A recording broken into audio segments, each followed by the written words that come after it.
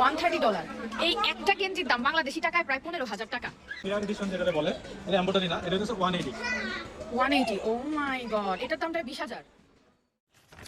একটু কল্পনা করুন, আপনি আমেরিকার একটি দোকানে দাঁড়িয়ে আছেন, আপনার হাতে আর্জেন্টিনার একটি জার্সি, দাম বাংলাদেশি টাকায় 15 থেকে 20,000 টাকা।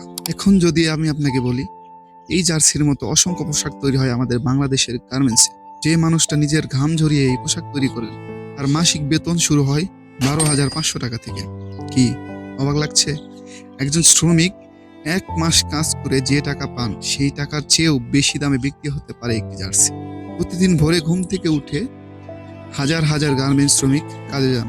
কেউ কাটিং করেন, কেউ সেলাই করেন, কেউ আবার ঘন্টার পর ঘন্টা দাঁড়িয়ে থেকে পোশাকের মান পরীক্ষা করেন।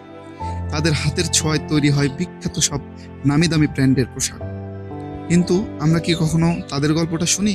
একটি জার্সির গায়ে লেখা থাকে বড় বড় ব্র্যান্ডের নাম, কিন্তু কখনো লেখা থাকে না সেই পরিশ্রমিকের নাম, যার পরিশ্রম ছাড়া সেই জার্সি কখনোই তৈরি হতে পারে না।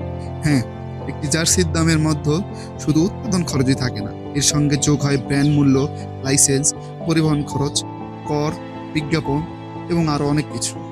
কিন্তু তারপরও প্রশ্ন থেকে যায়, যে মানুষটি এটি তৈরি করলেন, তিনি কি তার পরিশ্রমের ন্যায্য সম্মান পাচ্ছেন? আজ বাংলাদেশের গার্মেন্টস শিল্প আমাদের অর্থনীতিতে অন্যতম বড় শক্তি। বিশ্বের কোটি কোটি মানুষ আমাদের তৈরি পোশাক ব্যবহার করছে।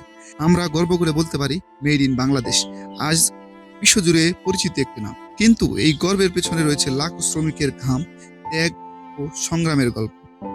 এই ভিডিও কোনো দেশের বিরুদ্ধে নয়, কোনো ব্র্যান্ডের বিরুদ্ধে নয়।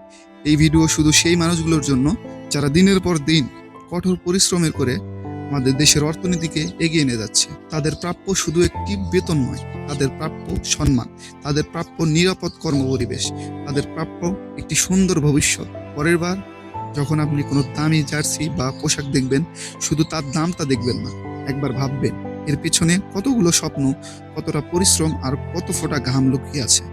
কারণ পৃথিবীকে যারা পোশাক পরায়, তাদের গল্পটাও পৃথিবীর শোনা উচিত।